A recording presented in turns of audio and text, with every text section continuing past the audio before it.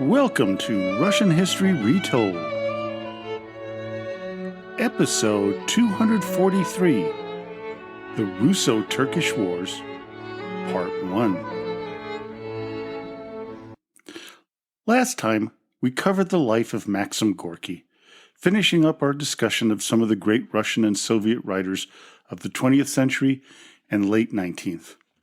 Today, we go in a different direction where we begin a two-part series on the 12 wars fought between Russia and the Ottoman Empire from 1568 until 1918.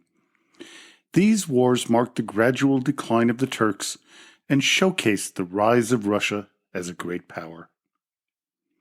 Some of the wars fought between these two empires had a substantial effect on their histories, while others had only a minimal impact. The Russo-Turkish wars would shape their combined histories in ways that no other wars they would engage in would. I will lead towards emphasizing the Russian side, but will not shortchange the goings-on concerning the Ottomans. To understand why the Russians and the Turks engaged in the most extended set of wars in European history, you have to look at their geographical relationship. Both countries, early on in their hostilities, were expanding. Moreover, Russia had just come out of the shadow of the Mongol invasion, with many of its remnants still threatening them. Between 1500 and 1800, the Ottoman Empire had grown to approximately 1 million square miles. While immense in its own right, it was dwarfed by the size of the Russian Empire, which maxed out at 14 million square miles. It is the border conflicts between these two eastern behemoths that we will be discussing today. The Ottomans had finally conquered the last of the Roman Empire, also known as the Byzantine Empire, when they captured Constantinople in 1453. However, they were threatening Europe with hopes of spreading Islam westward. This religious factor bound the Turks with the Khanates of Kazan, Astrakhan, and Crimea. The siege of Kazan would be the focal point of the First Russo-Turkish War of 1568 to 1570. Previous to this first clash, the Turks, along with the remnants of the Mongol invasion, had raided the lands to the north, mainly in what is now Ukraine, for centuries. Their primary goal was the acquisition of slaves. The vast southern border between Russia and the Khanates was impossible to defend, so Ivan IV decided to pick off his enemies one at a time, with the closest, Kazan, as his first target. Ivan and his predecessors had a hard time protecting their subjects from the constant raids from the south. Moreover, the slave trade was a lucrative economic driver for the Ottomans, so they encouraged their Tatar allies to expand their intrusions. In 1551, Russia tried its first attack against Kazan, but that caused a counterattack by the Crimean Tatars with the help of the Ottomans, and with the target being the capital of the Tsardom of Russia, Moscow. This was actually a nexus moment for Russia, as they came very close to losing the war in their country. The Turkish Janissaries who aided the Crimean Tatars were mainly former Christians kidnapped as children and sold to the Sultan to serve as soldiers of the jihad. Many of them would have come from the Russian steppe. It is estimated that during the 16th and 17th centuries, over 2 million enslaved people were captured from Muscovy, Poland, and Lithuania. Still, before we forget, slavery was not just practiced by the Turks. The Russians had their own slave trade. They called their slaves serfs. One of the slave trade's most important centers was the Astrakhan fortress. In 1554, Ivan IV set out to conquer the city, succeeding after a long siege and battle. Ivan claimed the title of Tsar of Astrakhan in 1556. This shook the powers that be in Constantinople, especially the Sultan, Selim II, and the Grand Vizier, Sokollu Mehmet. Sending 20,000 Turkish soldiers, along with between 30 and 50,000 Crimean Tatars, we have the beginning of the first Russo-Turkish Wars, starting in 1568. Now, some historians don't count this as an actual Russo-Turkish conflict, but I feel it really set the stage for all future battles. The enormous force began their siege of the Astrahan fortress the following year. While the siege was going on, the Ottomans enlisted a large number of enslaved people from Moldavia and Wallachia, which is modern-day Romania, to dig a 450-kilometer canal between the Volga River and the Don, which would give them a way to ship troops quickly, threatening not only Russia, but Persia and Central Asia. This canal would be a significant undertaking today, so it is not surprising that it failed.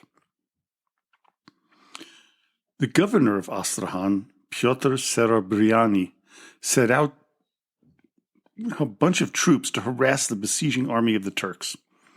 This delay allowed the relief force to arrive from Moscow. The Russian military won a resounding victory, routing the Ottomans led by Qasim Pasha and Khan Devlet, the first Giray of the Crimean Tatars. Subsequently, the Ottoman navy was destroyed in a storm, leaving the remaining soldiers trapped. Most died from raids by the locals or froze to death during the winter.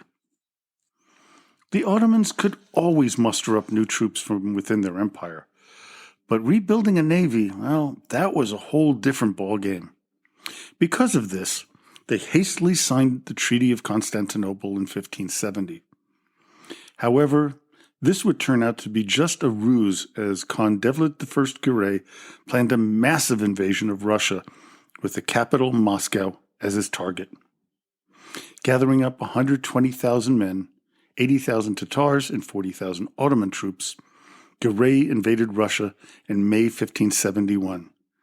They deftly bypassed the many fortresses on the way to the capital. Moscow had only 6,000 troops available, as the rest of the army was engaged in fighting against the Swedes and the Polish-Lithuanian Confederation. It was a disaster in the making. On their way to Moscow, cities along the invasion path were burned to the ground, the able-bodied captured and sent into slavery, and the elderly and infirm massacred. When the Turks arrived on May 24, 1571, they laid waste to the countryside surrounding Moscow and lit the city itself on fire. At the time, Moscow had already suffered through many fires, as the town was predominantly made of wood. This fire, though, was the worst to devastate Russia since the Mongol invasion of 1240. It is estimated that over 200,000 Muscovites died, with 150,000 Russians captured and sold into slavery. So horrific was the loss of life in the city that Tsar Ivan IV had to forcibly move people from other regions of Russia to repopulate the capital. The Ottomans, though, and the Crimean Tatars believed that they had so weakened the Russians that they could demand the return not only of Astrahan, but Kazan as well. Ivan refused to accept the offer and instead decided to reinforce the capital and prepare for another invasion. In July 1752, an army half the size of the previous one began its march toward Moscow. However, the Ottomans could not send any more troops, as they had suffered a humiliating defeat at the Battle of Lepanto. The Battle of Lepanto was a naval engagement between the forces of the Holy League and the Ottomans. It was a total disaster for the Turks, as they once again lost a large chunk of their navy and over 30,000 men. Still, the Turkish force that would come would outnumber the Muscovites by 2-1. But, as anyone who follows medieval battles knows, the defenders are almost always better suited to combat than the aggressors. This invasion would be a prime example of this. When the Turks crossed the Oka River, 100 kilometers south of Moscow, they were forced to stretch out their lines because of the narrowness of the road ahead. This gave the commander of the Russian troops, Prince Mikhail Vorotinsky, a significant advantage, which, of course, he gladly took. Here, a strictly Russian defensive structure was built near the village of Molodzy, about 40 miles south of Moscow. It was known as the Gulyai Gorod, or Wandering Town. It was, quote, a complex of prefabricated wooden shields mounted on wheels with apertures to mount muskets. This defensive shield was designed explicitly for the Tatars. It would be a rousing success in the early stages of the battle. Wave after wave of Tatar men were slaughtered, trying to penetrate the Gulyai Gorod. When Giray saw this, he ordered a halt to the offensive maneuvers and decided on a siege of the fortress. Then, in what you have to call a brilliant plan, Prince Yuri Tokmakov sent a message from Moscow telling to Vorotinsky that a massive relief army led by Tsar Ivan was on its way from Novgorod. It was a trick, as Tokmakov knew that the messenger would be captured and Giray told of the coming army. The Khan decided he could no longer wait for the siege to win him a day and ordered a full-on assault. On August 2nd, 1572, the Tatars attacked and were met with both artillery and a counter-assault by the Russians. Vorotinsky also ordered an attack by cavalry on the enemy's rear, leading to a rout. Over 25,000 Ottomans and Tatars died that day, including the sons and grandsons of Giray. This would end the threat of the Mongol horde's remains to the Russian state's existence forever. While continued raids would be endured until the early 18th century, and two invasions of the suburbs of Moscow would occur in 1591 and 1592, there would be a further threat to the whole of Russia again, and that was pretty much over. The Battle of Molodzy, a very unknown battle, was one of the most significant ones in the long history of the many Russo-Turkish wars. With the wars with Poland, Lithuania, Sweden, and Denmark over, it was thought that the new target would be the Crimean Khanate. Unfortunately, Ivan IV would die in 1584, with his simple-minded son Fyodor taking the throne.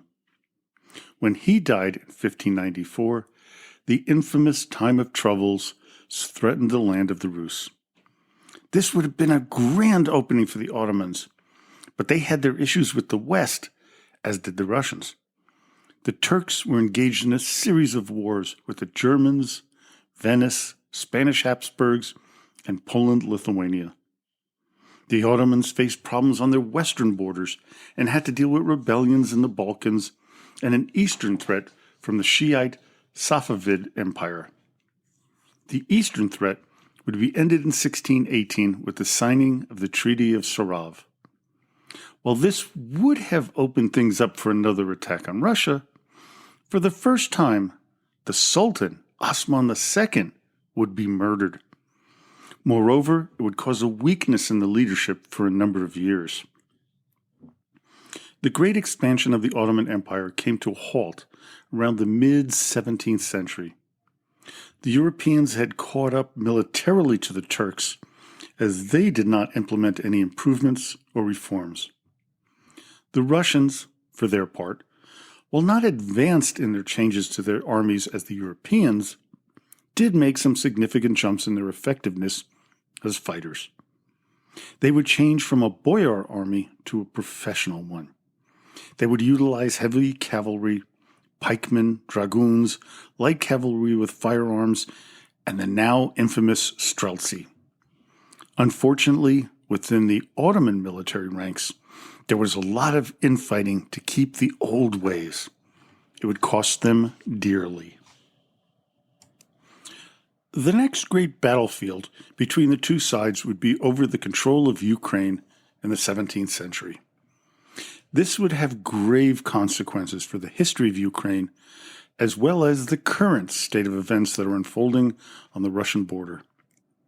After the Russo-Polish War of 1654 to 1667 and the Polish-Ottoman War of 1672 to 1676, Ukraine was split in half.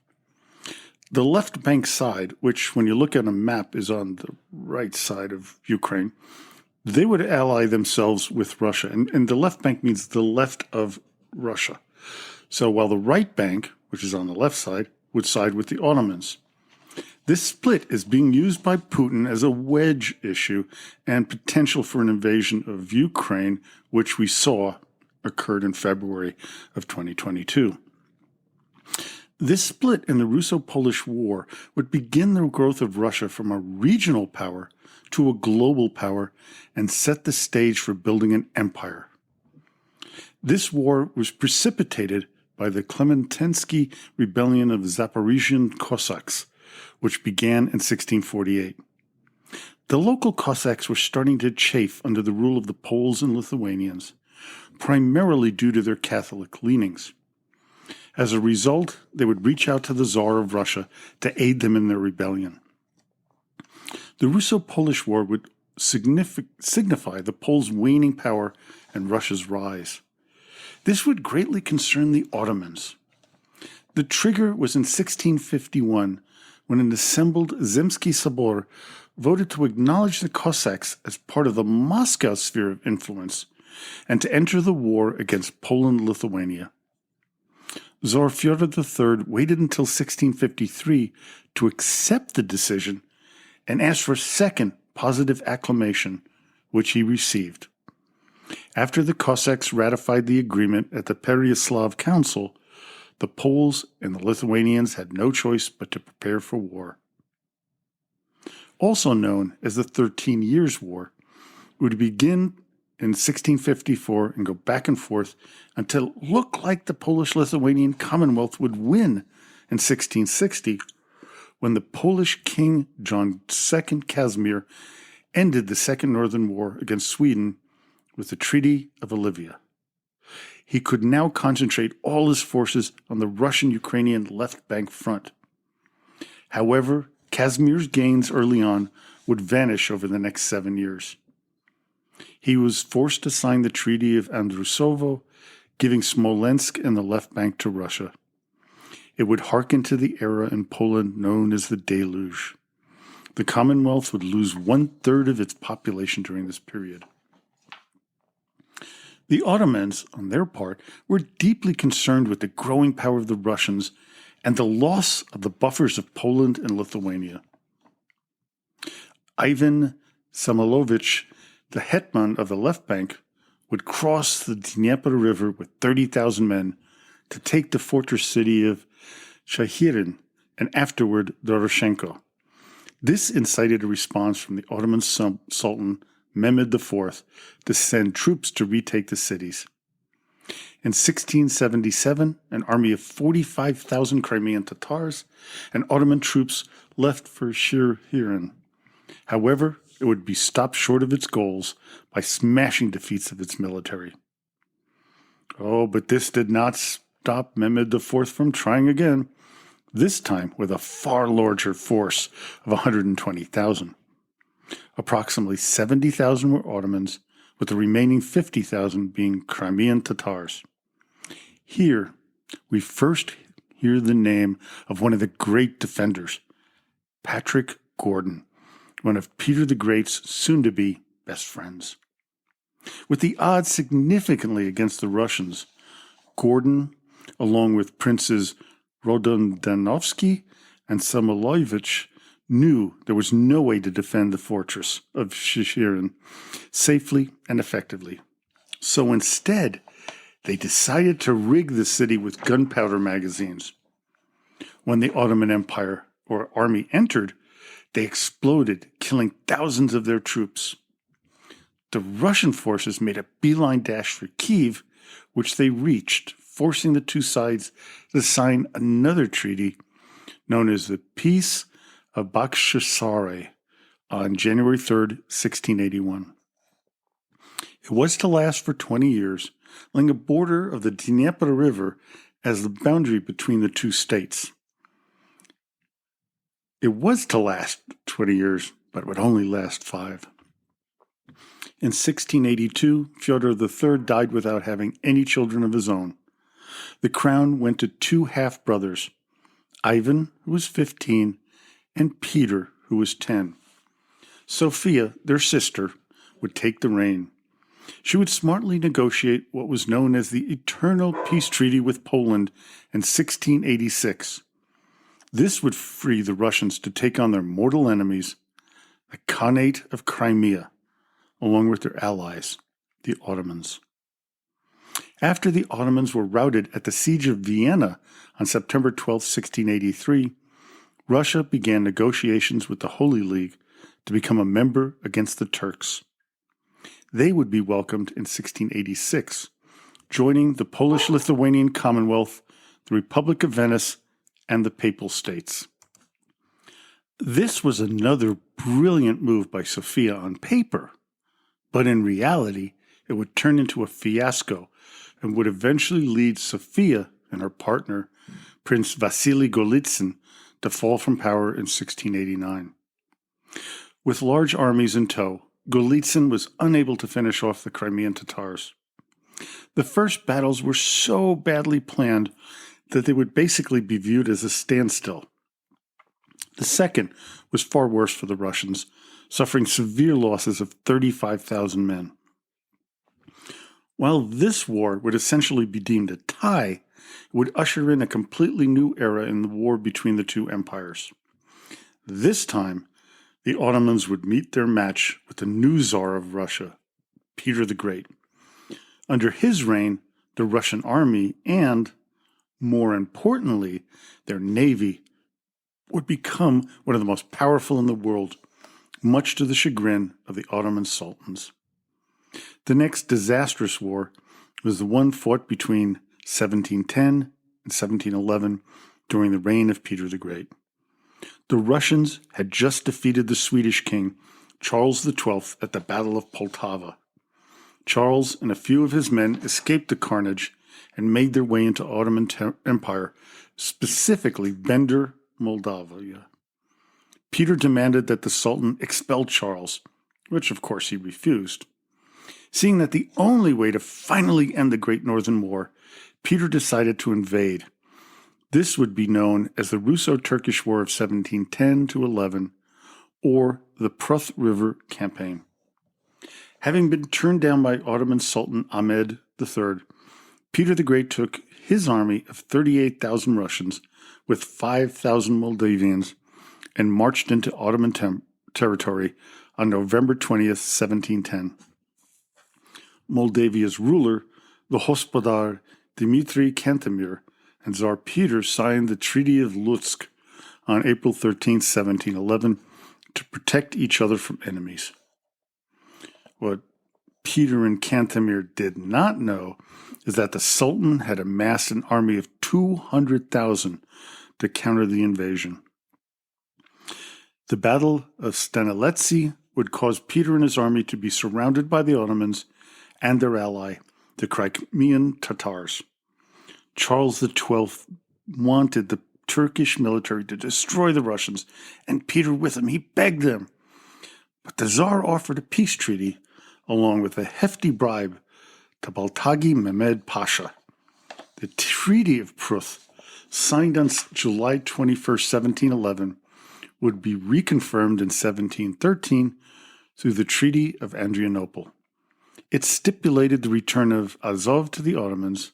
Taganrog and several Russian fortresses were to be demolished, and the Tsar pledged to stop interfering in the affairs of the Polish-Lithuanian Commonwealth. Now, Peter had no choice but to sign, but the terms were so lenient that's considered one of the great blunders in world history.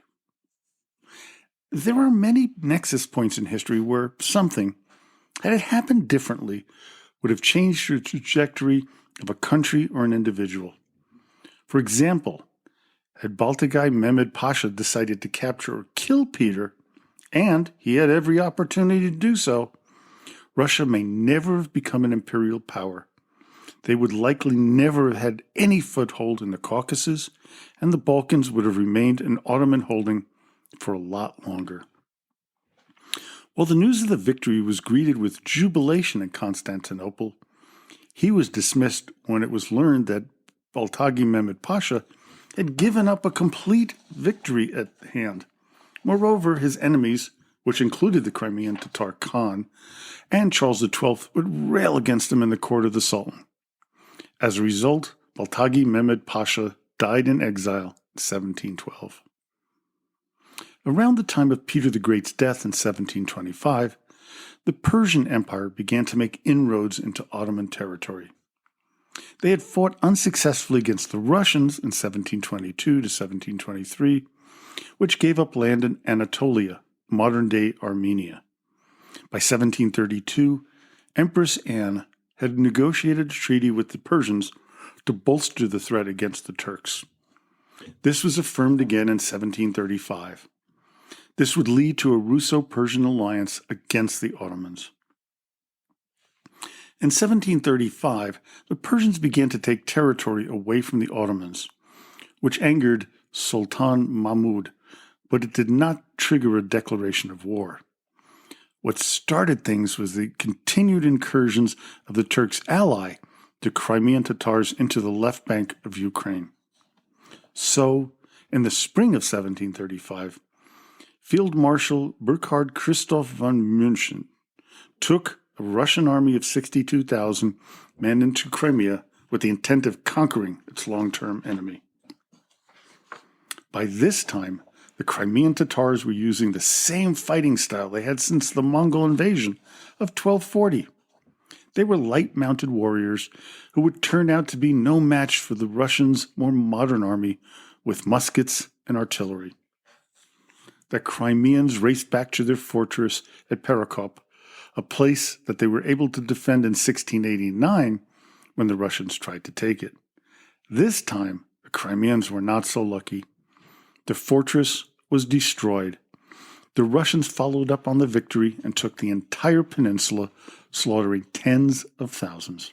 The next target was the Ottoman-held fortress of Azov, which Peter the Great took in 1689 but lost in 1711.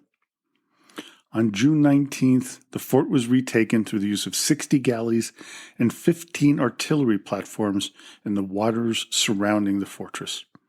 July 2nd saw another victory with the taking of another Ottoman fortress on the Black Sea, Ochakov.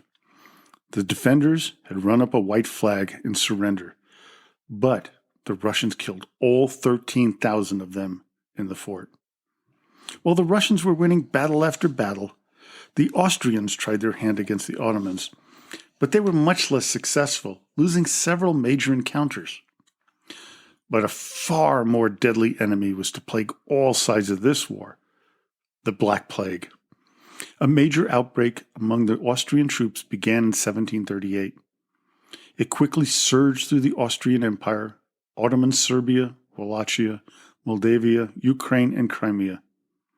By 1740, the Russians had lost 30,000 men out of the 90,000 troops sent to fight the Turks from the plague.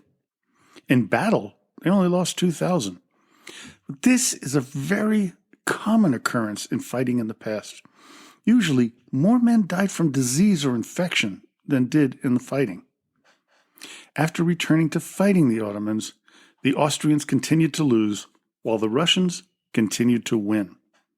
Now, you would think that the Austrians might want some help from the Russians to defeat their common enemy. But you'd be wrong. Empress Anne had informed Austrian King Charles VI that she wanted to capture the city of Constantinople, something the Austrians would not want to see. Moreover, it would give the Russians way too much power in the region. Because of this, the Treaty of Belgrade was signed on September 18, 1739, between the Ottoman Empire and Austria. This forced Anne to sign her own treaty on October 3, 1739, known as the Treaty of Nice. The terms of the treaties were not very beneficial to the Russians, as they had to give up all their territorial gains except Azov. On top of that, they couldn't even keep a fleet of warships there. Furthermore, Austria was given the right to protect Christians within the Ottoman Empire, a right that Russia always believed that it held. As a result, Vienna and St. Petersburg would become enemies for the next 150 years. Well, I hope you enjoyed today's episode. Join me next time when we finish this two-part series, when we cover the remaining wars between the Russians and the Ottoman Empire. Well, I'm going to break a tradition that I've gone through. So what is this, the 243rd episode? And I have ended every single one with the same phrase. And I've heard from some of my listeners saying, I even repeat it with you at the end. That's going to change. And I want to thank somebody for this change.